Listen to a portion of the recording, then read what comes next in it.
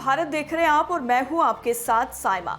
Iran ने अमेरिकी राष्ट्रपति डोनाल्ड ट्रंप को नई टेंशन दे दी है, जिसने शांति वार्ता के रास्ते को एक बार फिर से बंद कर दिया है, क्योंकि ईरान अमेरिका के बीच फेल हुए पहले दौर की वार्ता के बाद युद्ध का कूटनीतिक हल खोजने की कोशिशों पर संकट के बादल मंडराते हुए नजर आ रहे हैं।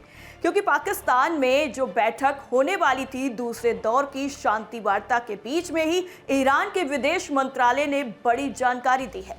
ईरान के विदेश मंत्रालय के प्रवक्ता ने बताया है कि हमने यानी ईरान ने पाकिस्तान को अपना 10 सूत्रीय प्रस्ताव सौंप दिया है। इसके साथ ही ईरान ने अमेरिका पर कूटनीतिक बातचीत को लेकर गंभीर ना होने और सीज फायर के उल्लंघन का भी आरोप लगाया है। इससे पहले आपको बता दें कि ईरानी विदेश मंत्री ने इस्लामाबाद शांति वार्ता में शामिल होने से इनकार कर दिया था। वहीं बीते रविवार की सुबह अमेरिकी नेवी ने ईरानी झंडे वाले एक कार्गो जहाज को अपने कब्जे में ले लिया था।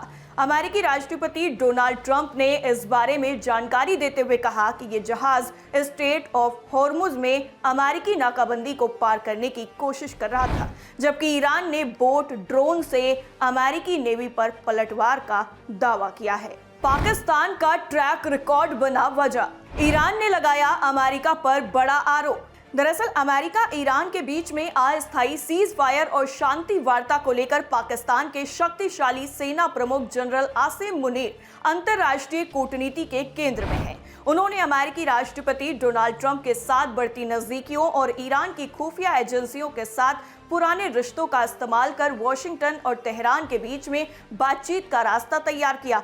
अब बताया यह जा रहा है कि मुनीर वर्तमान में अमेरिका ईरान के बीच में परमाणु कार्यक्रम और फारस की खाड़ी में नौसैनिक नाकाबंदी को लेकर चल रही बातचीत में एक अनौपचारिक बैक चैनल के रूप में काम कर रहे हैं। हालांकि मुनीर की यह दोहरी भूमिका अमेरिकी विशेषज्ञों के बीच में संदेह भी पैदा कर रही है। पाकिस्तानी रिटायर्ड जनरल अहमद सईद ने बताया है कि मुनीर कई महीनों से वॉशिंगटन और तेहरान के बीच में अनौपचारिक बैक चैनल की भूमिका निभा रहे हैं। ट्रंप प्रशासन ईरान के साथ संघर्ष, परमाणु कार्यक्रम और फारस की खाड़ी में नौसेना ब्लॉकेड खत्म करने के लिए बातचीत कर रहा है।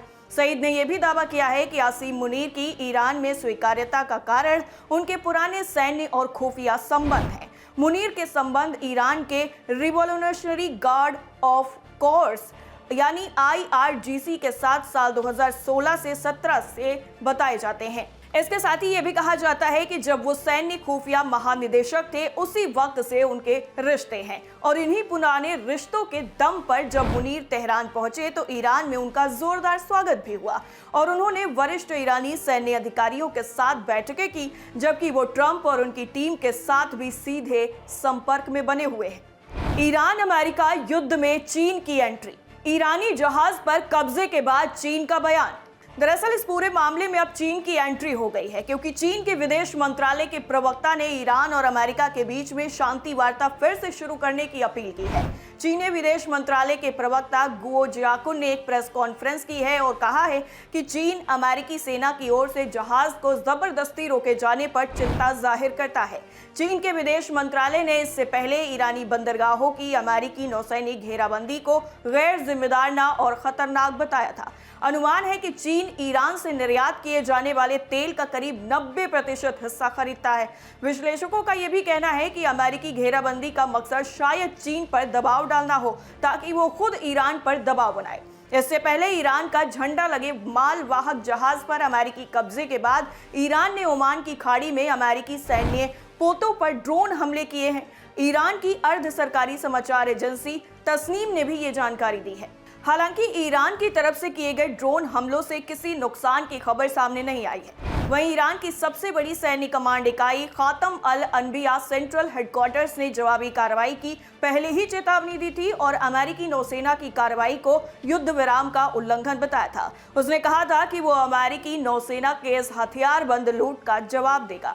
ईरान में सुपर पावर बने मेजर जनरल वाहिदी IRGC के आगे अरागची हुए पूरी तरह बेअसर। वहीं दूसरी तरफ एक और बड़ी अपडेट आपको ईरान अमेरिका को लेकर बता देते हैं। दरअसल ईरान में पर्दे के पीछे चल रही सत्ता की जंग अब खोलकर सामने आ गई है।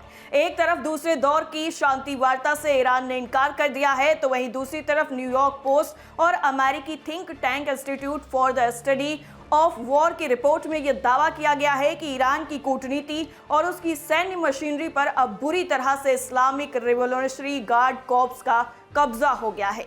रिपोर्ट्स के मुताबिक IRGC commander major general Ahmad Vahidi अब ईरान के सबसे ताकतवर शख्स बनकर उभरे हैं। उन्होंने न केवल देश के सैन्य तंत्र को अपने हाथ में ले लिया है, बल्कि अमेरिका के साथ होने वाली शांति वार्ताओं की डोर भी अब उनके और उनके करीबियों के ही हाथ में है। इस पूरी कवायद में ईरान के सर्वोच्च नेता मुस्तफा खामेनेई की मौन सहमति भी बताई जा रही है। इस पावर शिफ्ट का सबसे खतरनाक असर स्ट्रेट ऑफ हॉर्मुज में भी दिख रहा है। यहाँ ईरान के विदेश मंत्री अब्बास अराक्ची का इस समुद्री रास्ते को खोलने पर सहमत होते हुए भी दिख रहे थे। वहीं IRGC ने इस फैसले को पलट दिया है। वाहिदी के आदेश पर ईरान की फास्ट अटैक शिप्स ने इस सामरिक रास्ते को पूरी तरह ब्लॉक कर दिया है। पिछले 48 घंटों में 3 जहाजों को निशाना बनाया गया है। अब जिस तरह से ईरान अमेरिका युद्ध को लेकर लगातार अपडेट सामने आ रहे हैं, उसने आम जनता की भी टेंशन कहीं ना कहीं जरूर बढ़ा दी है। तो ये खबर आपको कैसी लगी? आप अपनी राय हमें कमेंट सेक्शन में जरूर बताइए। नमस्कार।